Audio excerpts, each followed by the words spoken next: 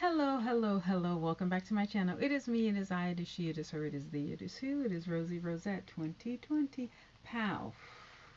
How are you guys doing tonight? I'm doing okay.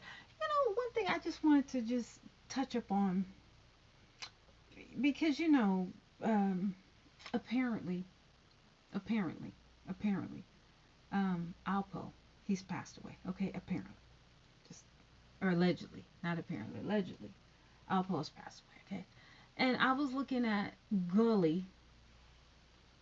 And it was, it's a whole bunch of videos talking about this. I'm not the only one. It's probably hundreds of videos on Alpo, whatever. But I was just thinking about it because, okay, so yeah, Alpo recently died, but then Sosa was one of the lieutenants for the BMF people, right? Okay, so Sosa said, I think Sosa, I think it was Sosa, said that his case cost $4 million. His attorneys cost 4 million. 4 million. And Meech, Big Meech, had paid, I think he paid millions for his attorney because it's this big thing about he needed money for his attorneys and Blue Da Vinci wasn't giving him what he needed or something like that. And then, C Murder, it was something about Master P not giving C Murder's attorney enough, whatever. Anyway, so Salsa said that his case was $4 million. I said, whoa, I need to go to law school and become a defense attorney, or whatever, a criminal attorney. I was like, $4 million. So I'm thinking, $4 million. Okay, you know how many brothers are in jail? Okay, how many high drug dealers. What is it? Kingpins are an attorney. So you probably got about 20 kingpins in jail. 20 times 4 million. That's about what? 80 million. Okay, chump change.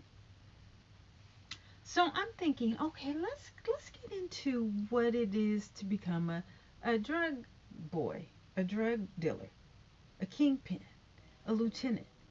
All right? The fact of when you get on paper, and what I'm talking about getting on paper is when you get a paper trail, when you in the system, in the court system. Okay, so for one, you're risking your. Okay, let's just go back. Let's go all the way back. So, well, I can't even say mostly, but some drug kings. Well, you know what? The ones that I know, they have a father and a mother. Okay, so well, anyway, some of them came from empty houses. Some fathers was on drugs. For whatever reason, the young child had to sell drugs, or wanted to sell drugs, or needed to sell drugs. Okay, fine. Whether the father was there or not. Okay, why was the father there? Because the father was either on drugs, he left, he was in jail. Okay, it's one of the others. Okay, anyway, or he was, home and he couldn't provide for, like with Miji, he couldn't provide for his family. He had to work 4 jobs and he still wasn't making ends meet for whatever reason. Because we still don't know why they had 4 jobs and they couldn't pay for a house note that the father built the house with his hands. I just don't know. But anyway, okay, so, but usually the case is there's the father's not in the home nowadays, because the young guys that I talk to now, the father, they don't know their fathers. They have no relationships with the fathers. The father's on drugs. The father's dead. The father's in jail. It's just, or the father's just not there. Okay, so for whatever reason, the father's not in the house, or the father can't provide for the kid. So the child goes out. He sells drugs. Okay, I'm just getting to the root of it. So the child goes out and sells drugs. Okay. He makes money. He's supporting his family, whatever. He's, rolling up. He's starting to get baby mamas, you know. So okay, all right. So now he has to take care of the whole family. Now, why everybody else can't work, I don't know. But for some reason, the drug dealer has to take care of everybody. Okay, everybody.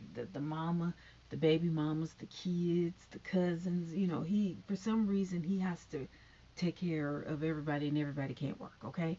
Whatever. All right. So now he gets called. All right? He gets called. And all that money that he had to stack away, guess what happens? Guess what happens? He has to pay that to the courts. He has to pay it to the courts and to the attorneys, okay? So, well, you know what? Either way, if he goes to school, he has to take out loans, so he has to pay the government. So either way, the government wins. If you go to school, you take out school loans, you have to pay the government. If you sell drugs, being black or Mexican, you're going to jail, and they're gonna get you either way. Okay, either way, either way. Now,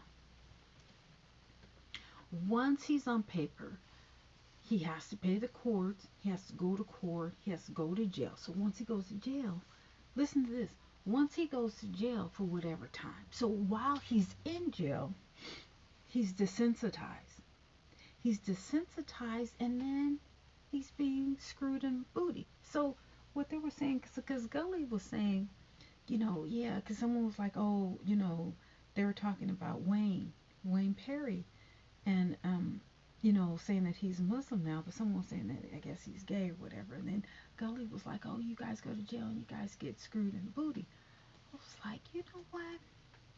So then once they go to jail and they stay, a long time, because Gully was like, oh, well, they get screwed in the booty and they act like they Muslims, but they, you know, getting screwing other people in the booty. And I was just like, it's just a travesty that all that these men have to go through. No, no fathers in the home have to, they don't have to, but some of them, hit the corner and they sell their drugs and they got to support it for somebody, for the whole family for some reason or another. Okay, and then they have to do time, right? Long time.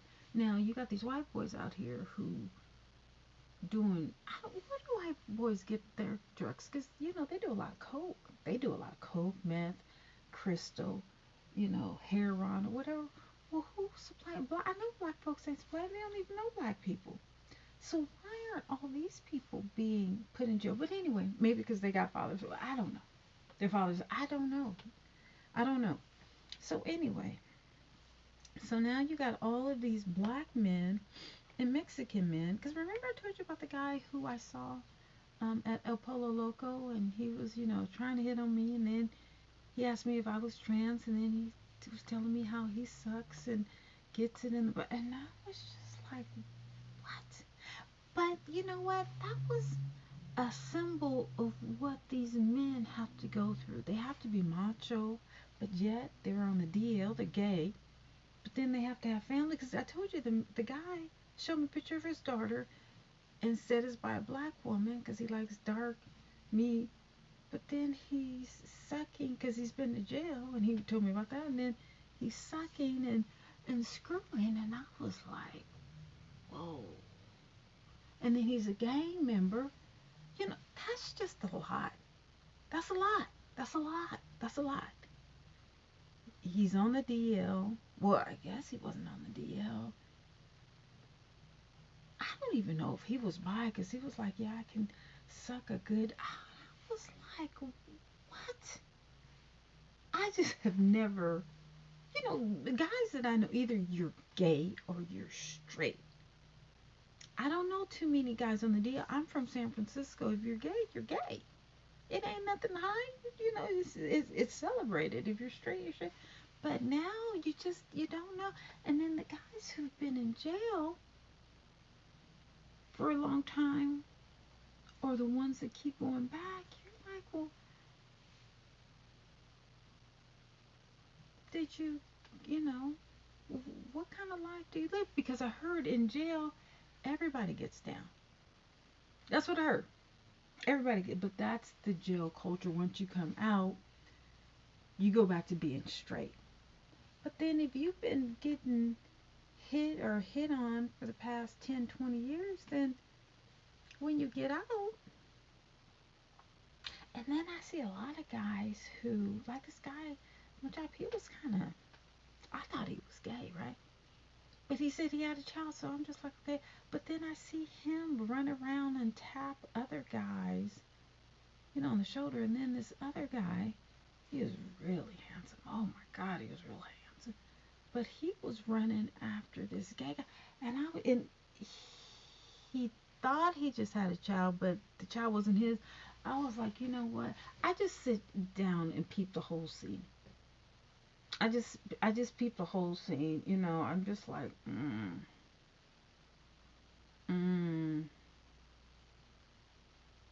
I don't know.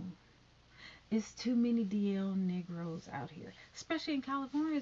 It's a high rate of black men, um, Mexican men who've been to jail. Well, guess what happens when you go to jail? Okay, so that's one element. So the drug dealer, he sells drugs, then he gets on paper, then excuse me, he has to, all that money that he made from drugs, he has to give to the court and to his attorney. Well, by the time he does that, all of his money is basically gone that he's made from dealing drugs, and it's given to the court. See, I don't understand how Big Michi is asking people for money when he made what, like 800 billion, but Salsa was like, oh, it's a lot more of that was made.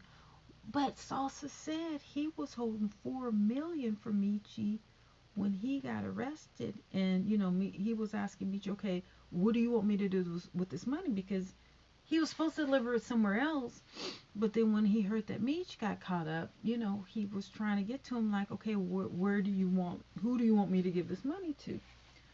But if you're making like $1 billion, and I mean, this was an empire. Well, didn't you have it so, I mean, I'm sure that money was spread out all over America.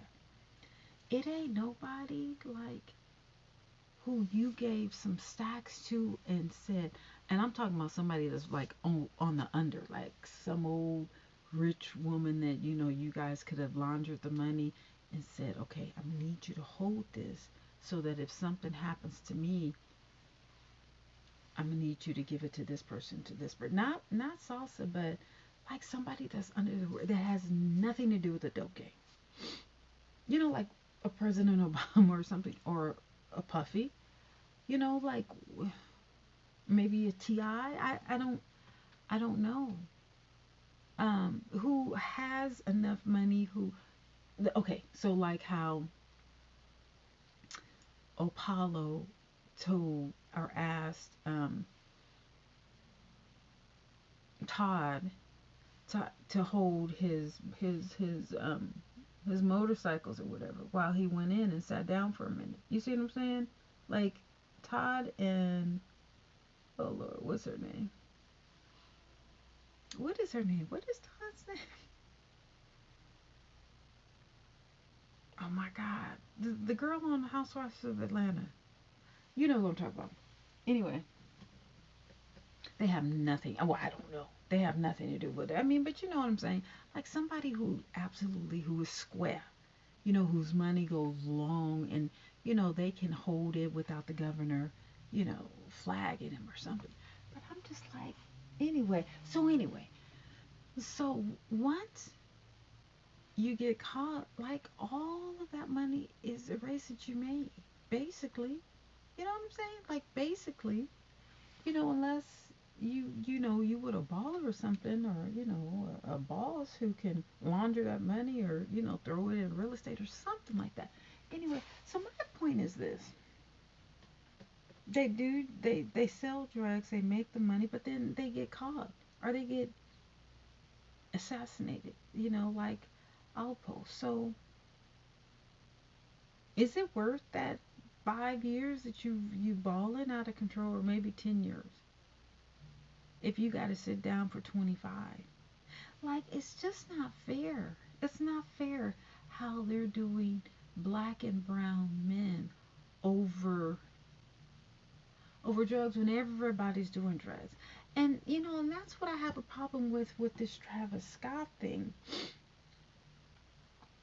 because I know this is Travis Scott's concert and this is drugs or whatever, but he's getting blamed for something that he has no control over. Like, people are gonna do drugs. I don't do drugs. I don't deal drugs. You know, I have nothing. I don't know nothing about drugs or whatever. But there's a lot of people. Everybody does drugs. So why is it illegal if everybody does it? You know, I've been to Amsterdam where, you know, drugs is free or legal and prostitution is legal.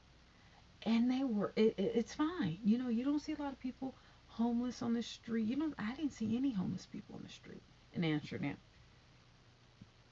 Excuse me, as a matter of fact, I didn't really see any Oh, no, I did start to see homeless. I think they were Syrian in Paris.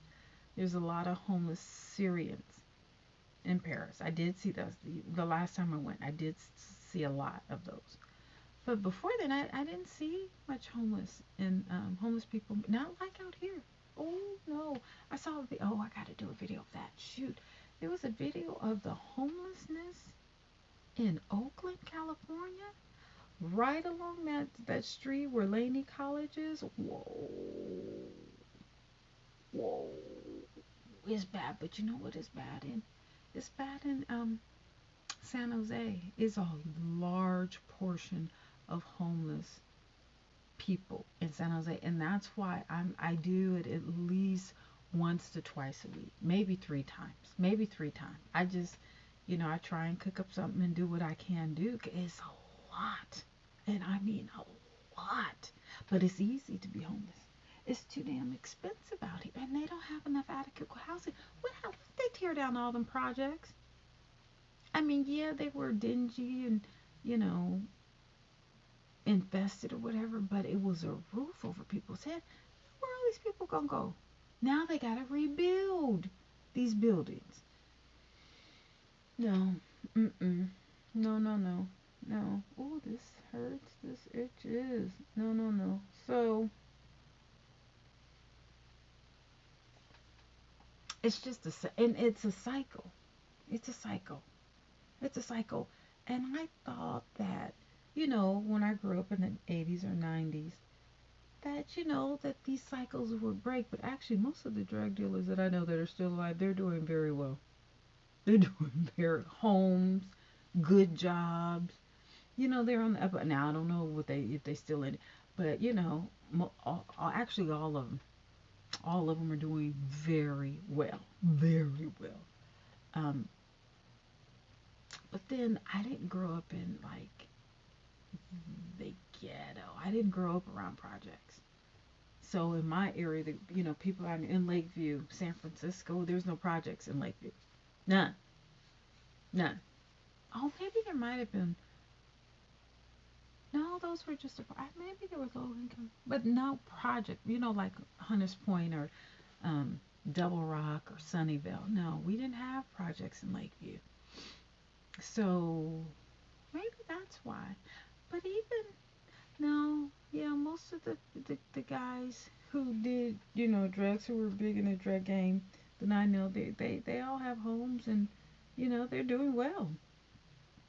They're doing well. Yeah.